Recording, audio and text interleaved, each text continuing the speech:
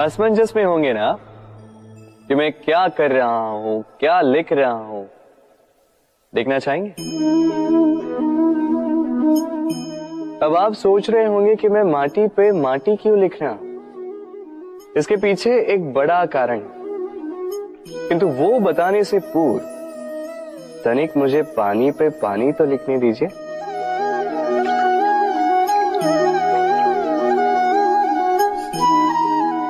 क्या हुआ? जो मैंने लिखा वो दिखाई क्यों नहीं दे रहा? तो ये रहा आपके पहले प्रश्न का उत्तर। माटी पर माटी लिखना कितना सरल है, उतना ही कठिन है पानी पर पानी लिखना। संबंध भी कुछ इसी प्रकार होते हैं। बनाते समय माटी पर लिखने जितने सरल और निभाते समय पानी पर लिखने जितने कठिन। अब प्रश्न ये उठता है कि पानी पे लिखा कैसे जाए।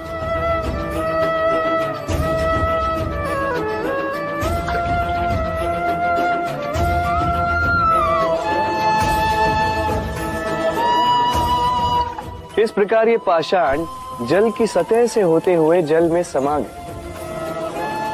ठीक इसी प्रकार हमें संबंधों को भी निभाना है। इस पाषाण की भांति निष्ठा से गहराई में जाओ, संबंध कभी नहीं बिखरेंगे। राधे राधे। मनुष्य की सोच संसार का सबसे गहन या कहो सबसे कठिन भाव है। कब क्या होने के पश्चात ये मन क्या सोच बैठेगा, ये कहना असंभव है। और यही सोच कई बार हमारे मन में हीन की भावना ले आती है। हम सदा हमसे ऊपर की श्रेणी के व्यक्तियों को देखते हैं, उनके जीवन का विश्लेषण करते हैं और फिर स्वयं को हीन समझ लेते हैं। इसके पास इतना धन है, इसके पास कितना बल है, और मेरे पास कुछ भी नहीं। मैं कितना हीन व्यक्ति हूं, संसार के लिए मैं कुछ भी नहीं। होता है ना ऐसा? किंतु ऐसा नहीं है। आपके पास भी बहुत कुछ है, पलट के देखिए। किसी भूखे व्यक्ति को केवल एक रोटी मिल जाए तो भले ही दूसरों के लिए वो अन्न का दाना होगा, किंतु उसके लिए वो भोज से कम नहीं। इसलिए जब भी मन में हीन भावना जागे, अपनों की ओर देखिए, उनकी ओर पलटिए। आपको विश्वास हो जाएगा कि भले ही आप ये मानते हो कि इस संसार के लिए आप कुछ नहीं है, कुछ लोगों के लिए आप संपूर्ण संसार है। तो जो आपका संसार है उसमें प्रसन्न रहना सीखिए। राधे राधे। कितना सुंदर पुस्तक है, सुंदर आवरण है, सजाए हुए पृष्ठ है।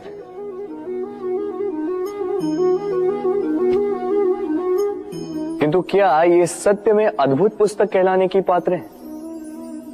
क्या इसमें जो लिखा है वो सत्य है, प्रेरणादायी है, हमारे लिए मूल्यवान है? कैसे निश्चय लिया जाए इस बात का?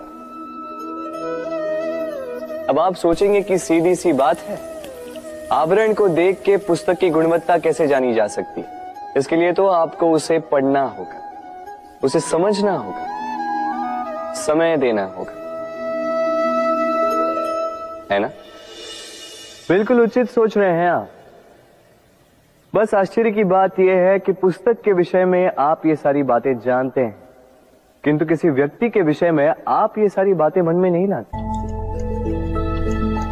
व्यक्ति का मूल्यांकन भी उसके वस्त्रों से, उसके शारीरिक रूप से या उसकी सुंदरता से नहीं किया जा सकता। उसके लिए आपको उस व्यक्ति को पढ़ना होगा, उसे समझना होगा, उसे समय देना होगा। पर हम क्या करते हैं? पहनावे, रंग, सुंदरता को देखकर आकर्षित हो जाते हैं, उसे प्रेम समझ बैठते हैं। और आए दिन कोई ना कोई ये कहते सुनाई देता है कि उसकी प्रेम कहानी सफल नहीं हो पाई, उसे छल मिला। किंतु इसमें दोष किसी और का नहीं, स्वयं आपका है। आपने उस व्यक्ति को समय नहीं दिया, आपने उस व्यक्ति के विचार नहीं परखे। प्रेम 2 क्षण में बनने वाला पकवान नहीं है। इसका स्वाद चखने के लिए आपको जीवन भर का समय देना पड़ेगा। तो समय दीजिए, एक दूसरे के रूप से नहीं, आत्मा से जुड़ी। निश्चित ही मन प्रसन्नता से कह उठेगा, राधे राधे। भूल और मनुष्य, इन दोनों का संबंध कुछ वैसा है जैसा पंख और चिड़िया का, जैसा धारा और नदिया का। यदि भूल मनुष्य के स्वभाव का इतना महत्वपूर्ण अंग है तो आप सोचिए, इस पर लज्जा क्यों? इस पर लज्जा करना ठीक है ही नहीं। वैसे देखा जाए तो भूल हमें स्वयं को और श्रेष्ठ बनाने का अवसर देती है, पहले से अच्छा प्रदर्शन करने की प्रेरणा देती है।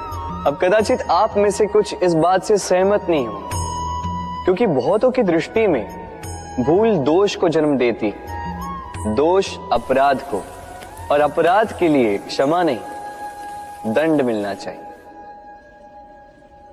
किंतु क्या आपने कभी सोचा है कि ऐसा क्यों होता है? क्या कारण है इसका? इसका कारण है भूल स्वीकार करने से बचना। यदि आप कोई भूल करोगे और उसे स्वीकारोगे नहीं, तो वो भूल दोष में बदल जाएगी और वो दोष अपराध।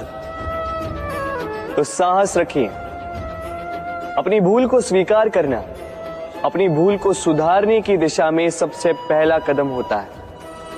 और स्मरण रखिएगा, यदि कुछ अपराध है तो वो है समय पे अपनी भूल ना स्वीकार।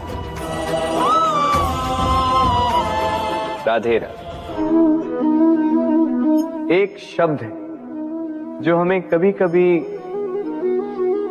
या कहो कई बार सुनाई देता है, स्वार्थ। वो व्यक्ति स्वार्थी है, उसने स्वार्थ में आके ये बुरा कर्म कर दिया, आदि इत्यादि।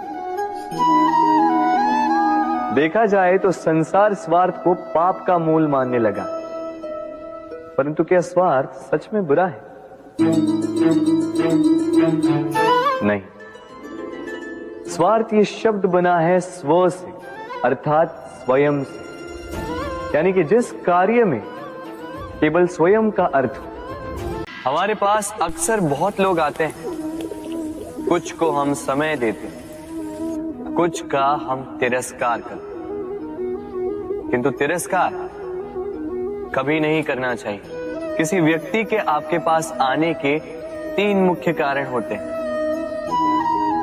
भाव, अभाव और प्रभाव। यदि कोई आपके पास प्रेम भाव से आए तो उसे प्रेम दे, सम्मान दे।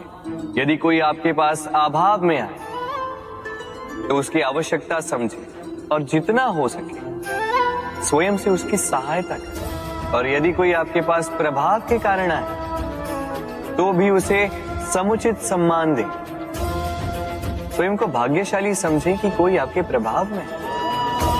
किंतु तिरस्कार कभी ना। तिरस्कार जन्म देता है कुंठा को, और कुंठा किसी को भी आपका शत्रु बना देती।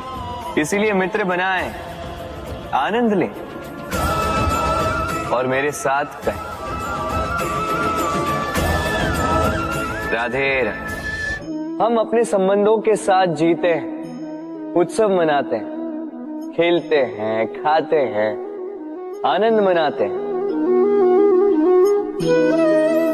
किंतु जब कोई प्रिय हमसे दूर चला जाता है, इस संसार से चला जाता है, तब हम दुर्बल हो जाते हैं, सदा दुखी रहते। क्या ये होना चाहिए? इस प्रकृति को देखिए, वृक्ष पत्तों के झड़ने से शोक नहीं मनाता, वो नए पत्तों के आने का स्वागत करता है। कल आप भी किसी के स्थान पे आए थे और कल आपके स्थान पे भी कोई और अवश्य आए, क्योंकि ये परिवर्तन है, ये इस प्रकृति का नियम है। इसमें शोक कैसे? जो छूटा उसका शोक मनाने के स्थान पर जो मिलेगा या जो आपके पास है उसका आनंद उठाइए। राधे राधे। व्यक्ति किसी और वस्तु या भाव से परिचित हो ना हो, भय और भविष्य दोनों ही व्यक्ति के मन में सदैव रहते हैं, जिनका अस्तित्व व्यक्ति के अस्तित्व पे भारी रहता है। विचित्र है ना? वह वो है जिसे आप नहीं जानते, जो अनजान है, और इसी कारण आपको भय लगता है कि ना जाने क्या होगा। भविष्य वो है जो अब तक घटा ही नहीं, तो जो घटा ही नहीं उसके विषय में चिंता क्यों? आपके हाथ में है वर्तमान। वर्तमान के कर्म सत्य मन से कीजिए और सोचिए ये कि अपने कर्मों को और कितनी श्रेष्ठता से किया जा सकता है। इसलिए आप विश्वास कीजिए, यदि वर्तमान के कर्मों को आप सत्य मन से करोगे तो भय स्वयं ही निकल जाएगा और भविष्य का फल अवश्य ही मीठा होगा। इसलिए भय और भविष्य से डरना छोड़ दीजिए, इस वर्तमान को जी। हम सबको कभी न कभी तो क्रोध आता ही और आएगा भी। मनुष्य इन्हीं भावों से हम जुड़े, किंतु ये क्रोध क्यों आता है? कभी सोचा है आप? ये क्रोध तब आता है जब हमारे मन के अनुसार कुछ ना, जैसे कभी कोई हमारी बात ना माने या कभी हमें पराजय प्राप्त हो जाए। किंतु इन सारी परिस्थितियों में आधार एक ही है कि कहीं न कहीं, किसी न किसी स्थान पे हम दुर्बल हैं। क्रोध जन्म लेता है हमारी दुर्बलता से और फिर वो हमारी सबसे बड़ी दुर्बलता बन जाता है। यदि क्रोध को वश में न रखा जाए तो भ्रम जन्म लेता है। यदि भ्रम को वश में न रखा जाए तो विवेक व्याग्र होने लगता है, और यदि व्याग्रता को वश में न किया जाए तो व्यक्ति का तर्क ही नष्ट हो जाता है। सोचने समझने की शक्ति शून्य हो जाती है और फिर उस व्यक्ति का पतन हो जाता है। इसलिए अपने क्रोध पर वश रखें और अपने मन को शांत होने के लिए करें। राधे राधे। अक्सर आपके बड़े बूढ़ों ने आपसे कहा होगा कि ये संसार दुख का मूल है और ईश्वर भक्ति उस दोष से दूर जाने का मार्ग है। किंतु सोचिए, यदि ये संसार दुख का सागर होता तो क्या नियति आपको यहां पर जन्म लेने देती? क्या ईश्वर यहां पर अवतार लेते? जब समस्याओं पर हमारा वश नहीं चलता, हम आरोप लगाते हैं इस संसार पर, यहां के लोगों को। सोचते हैं कि काश मैं यहां पे आया ही ना हो।